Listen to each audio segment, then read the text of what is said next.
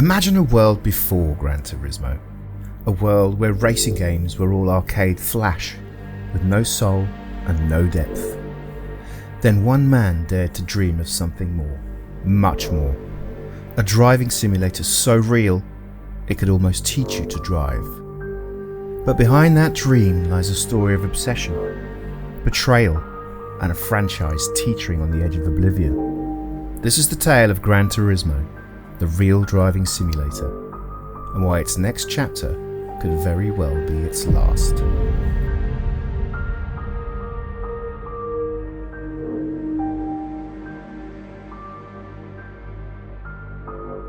It's 1992. Japan's gaming scene is electric, but one man, Kazunori Yamauchi, isn't chasing Mario or Sonic. He wants something more.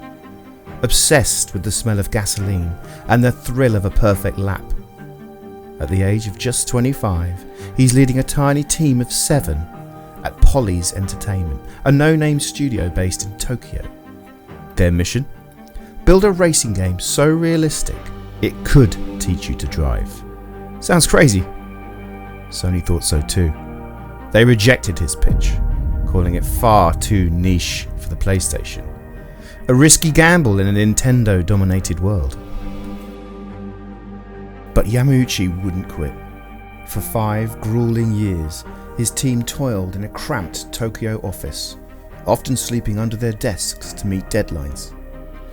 Sony's skepticism was a bad call, and the internal politics of this risk-averse giant nearly killed Gran Turismo before it even started.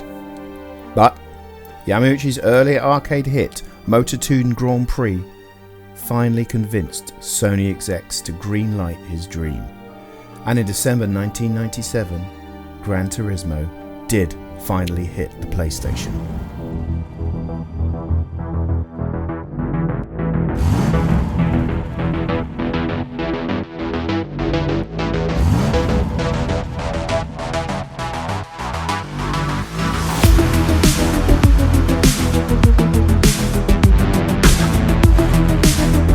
It was a complete gaming revolution.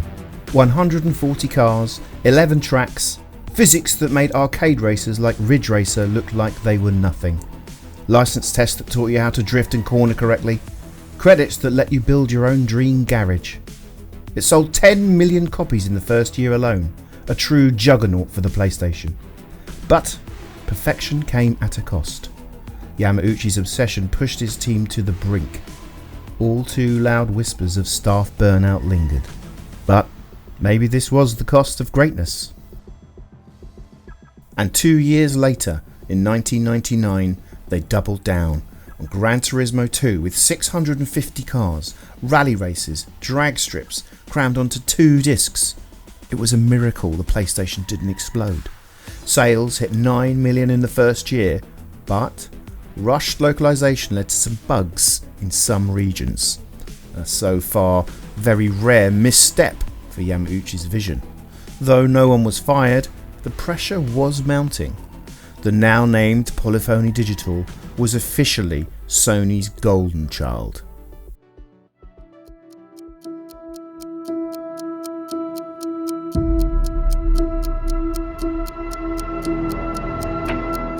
Enter the PlayStation 2, and in the year 2000, Gran Turismo 3 A-Spec was meant to launch with it, but Yamauchi's perfectionism pushed it back to 2001.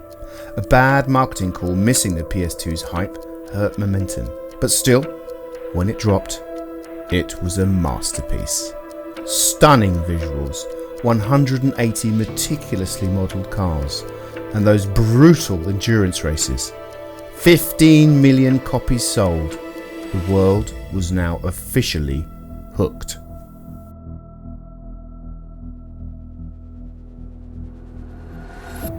Behind the scenes, Yamauchi's iron grip shaped every detail.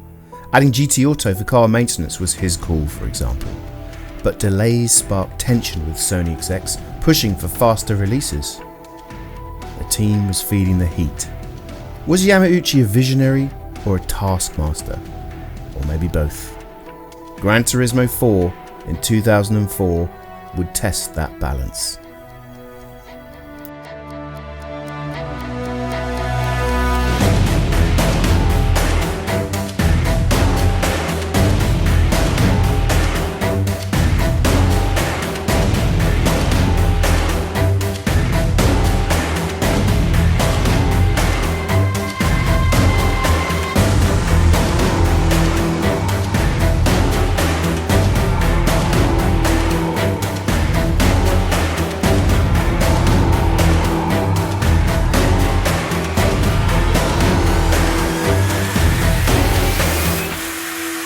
Gran Turismo 4 was Polyphony's Everest.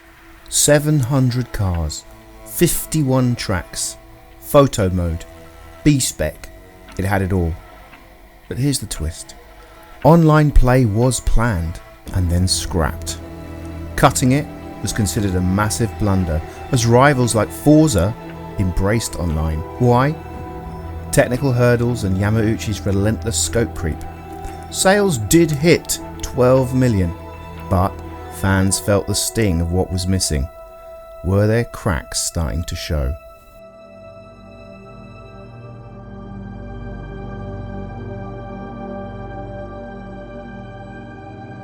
The PlayStation 3 era brought bigger stakes. Gran Turismo 5 Prologue in 2007 was a smart move, a paid demo to fund the beast that was to be GT5. But delays piled up. Originally set for 2009, Gran Turismo 5 didn't hit until 2010. Why?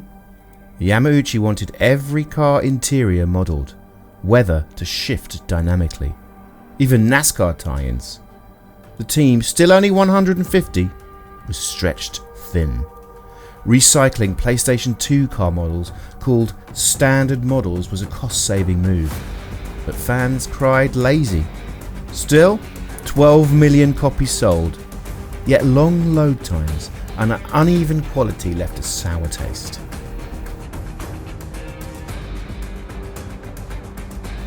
Drama brewed outside the studio too. GT Academy, turning gamers into real racers like Jan Mardenborough, was a PR win.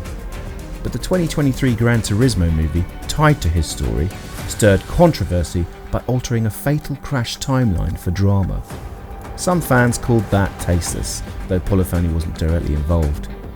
Still, the delays fueled speculation of even more burnout.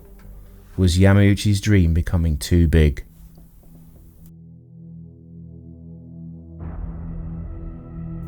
Then, a curveball. Gran Turismo 6 dropped in 2013 on the PlayStation 3, just as the PlayStation 4 launched. A very questionable call. Likely Sony's push to milk the old console. It refined Gran Turismo 5 with 1,200 cars and Vision GT concepts, but sales slumped to 5 million, stirring up a sense of redundancy. The throne was slipping as Forza gained ground.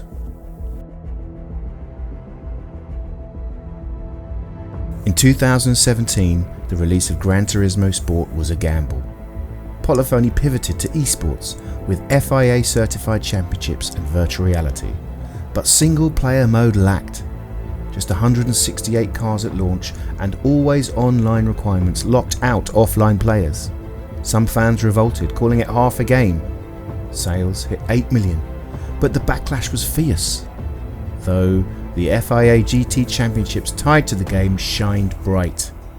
Sony's esports push was bold, but was it worth alienating the core fans?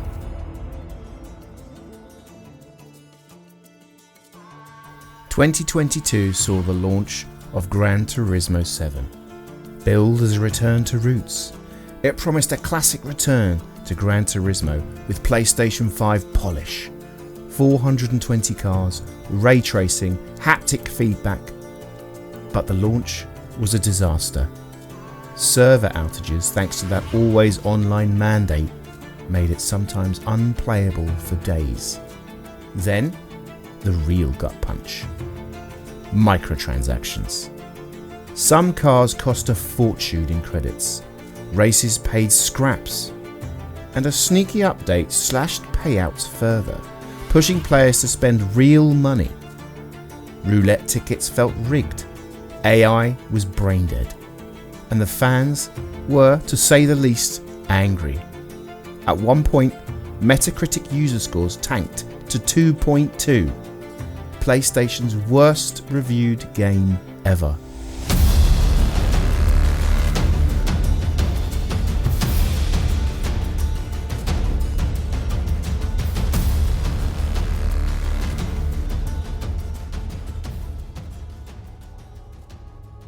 Now, we stand at the crossroads. Gran Turismo 8. The community's screaming for redemption, and their wish list for Gran Turismo 8 is a manifesto born from Gran Turismo 7's ashes. They want offline play. No more server outages locking them out of their own game. A microtransaction-free economy where cars don't cost a mortgage and races pay fairly, like the Gran Turismo 4 days. A dynamic career mode that ditches Gran Turismo 7's bland cafe for a story-driven saga with rivalries and team management and high stakes.